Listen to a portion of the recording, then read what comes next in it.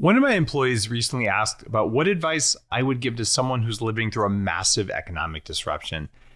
He figured it was because I might have some experience to share since he knew that I lost $6 million in the 2000 dot-com bust up and that I briefly was really rich and I lost it all. And there's no doubt that COVID-19 has disrupted a lot of people's lives and everything and everyone around us is different, at least for a little while. So I decided, based on that question, to share a few things that I've learned through living through 2 downturns. In fact, I'm going to do a podcast with someone who's lived through 4 downturns for you coming up here because I like to learn from my elders who might be better at it than I am. That said, I feel like I've got some battle scars to share. First thing you need to know is that fear is going to kick in. And the world now feels different, and it's actually going to feel unsafe, even if it is not substantially more unsafe than it was before. So the feeling is real. The math is also real. They don't match. You should believe the math. And this can cause overwhelm. It can bring up feelings of anxiety, panic. Even if you're smart, even if you're a good person, sometimes this just happens, and that can block clear thinking. So taking the deep breath is one of the easiest and simplest things you can do.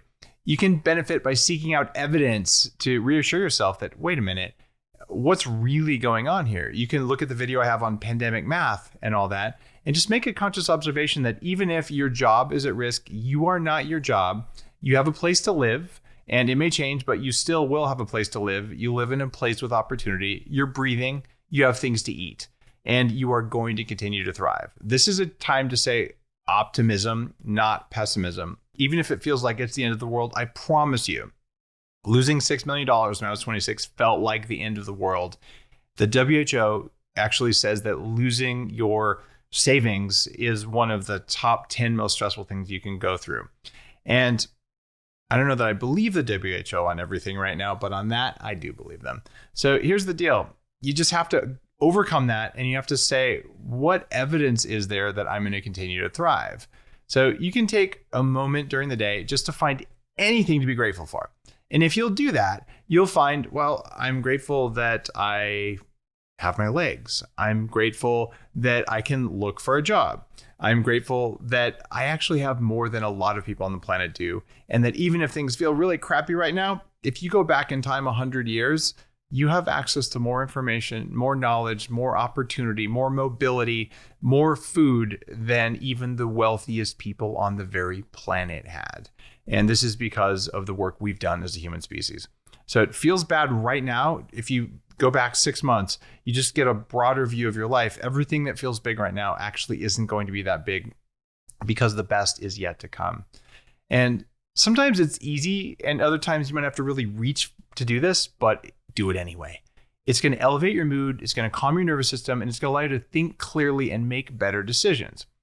If you're out of a job, just know you're a good person and you are not at all tied to your job in terms of your personal identity. And here's the bad news. The more successful you are, like I was, the more likely you are to tie up your self-worth in your job.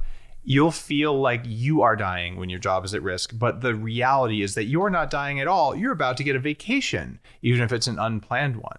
So no, you'll get through this. You're not alone. And now that you have that extra time on your hands, you can ask yourself, how can I make myself more powerful? How do I make myself more marketable? And how do I find a way to do things more in alignment with my own goals and talents? Is there a project I can take on that I've been putting off? And the project doesn't have to be to go out and make money. It can be to go out and help people. And you'll find that when you go out and help people, abundance does come to you. And that it's hard to tell you why. I don't even know that I could tell you why. But what I can tell you is that focusing on service to others does generate new opportunity in your life, and it makes you happy with whatever you have. The hard part now is that we're all spending more time than ever at home. You're sitting in front of screens, the light's on, you're exposing yourself to artificial junk light, and that actually causes depression in studies, especially if you're doing it late at night. And that can impact your energy, your mood, your sleep. And now's the time you want to get sleep. You want to stay calm. You want to stay focused. So I'm going to recommend a few things, some of the things I've created, and some things that are just good practices. And this is to increase your resilience so that you can say, all right, things are tight right now. I may have lost my job, or I have my job, but I'm worried about the economy, which is happening to everyone. Heck, I'm not worried about it right now, but I'm watching and I'm saying, all right, what am I going to have to do to keep taking care of as many people as I can, both customers and employees? Because This is important, and I'm not losing sleep over it because I've hacked my sleep. So here's what I do. To prevent that overexposure to junk light, check out the blue light blocking glasses at TrueDark.com. These are patented. They do more than just block blue light. They block other things that are clinically shown to change your sleep patterns, and not in a good way. And this two-part approach to wear glasses during the day and a different pair of glasses at night will allow you to still watch YouTube, watch things like this, or maybe Netflix. And as long as you've got the glasses on, it's not going to break your circadian rhythm. And you're going to get more quality sleep in however long you sleep. And right now, sleep is your number one cheapest way to protect yourself from a virus, and also just to wake up and say, all right, today I'm going to go own it, and I'm going to figure out what I'm going to do right now to take care of myself and my family. The other thing you can do, make sure you take breaks, and if you're allowed to, get outside. If not, at least open a window if at all possible. Fresh air, natural sunlight, get some social distance, but do go for a walk, even if you don't feel like it. Part of this is to maintain healthy circadian rhythm. Bonus points if you go for a walk in the morning when the bright sunlight coming in, not through sunglasses, is actually going to make you feel better. And now that you're cooking at home, probably at least 2 meals a day, maybe even 3 if you're not doing intermittent fasting, you're cleaning, you're over sanitizing surfaces, and while you're breathing more, probably, you're adding more moisture to your home than normal. And having more steam, more moisture, more heat, or more cooling, depending on where you live, the combination of those things can create a really big environment for toxic mold in your home. I'm looking at lungs here. I've had severe toxic mold poisoning, and it really messes with the inflammation starting in the lungs and going to the brain and everywhere else. So with exposure to mold, your immune system and the energy producing parts of your body can be easily compromised, and you'll be more vulnerable to every kind of infection, including viruses and bacteria, and that is well documented. So to prevent mold, you want to make sure that you open the windows, let some air in. That's really important. And if you smell something that's musty, or you see moisture on surfaces that appears there from the air, your house is too moist, and it can put you at risk. I wish someone had told me this when I had this problem in my house. And that's why I'm going to tell you, you should get Homebiotic, which is something from homebiotic.com. This is a company I founded, and we make a probiotic spray that you spray around your house. You don't actually put it in your mouth, and it seeks out and eats mold as its fuel source. So you just inoculate your house, kind of like taking a little probiotic pill, but you're spraying it around. In areas where mold or mildew likes to form, it will not want to form there, because this stuff is an active defense against it.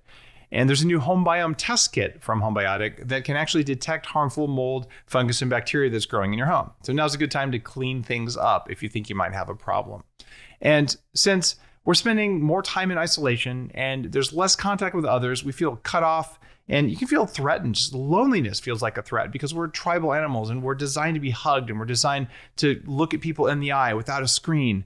And since that connection's a part of being human, you still can just reach out as a practice and connect with others, because even though we are designed for that hug, the idea of using video instead of just audio does help. It doesn't help as much, but it works. And it's best to do it one-on-one or with small groups of people.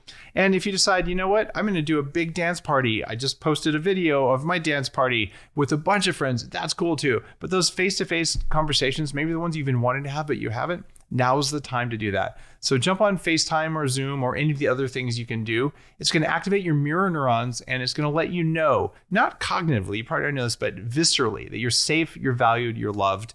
And if things are tight economically, if you're looking for a new job and all, it's that idea that, well, to quote a very famous phrase, this too shall pass. It does. It feels big now. It's not as big as you think it is. And now's the time to step it up on every level. And most important thing, get your sleep, do your deep breathing exercises, and stay safe and stay connected to other people, and stay connected to that idea that you own your own biology. You are in charge of how resilient you are. When you're resilient, you are one of the people who doesn't have to go to the hospital and take up resources. So be strong.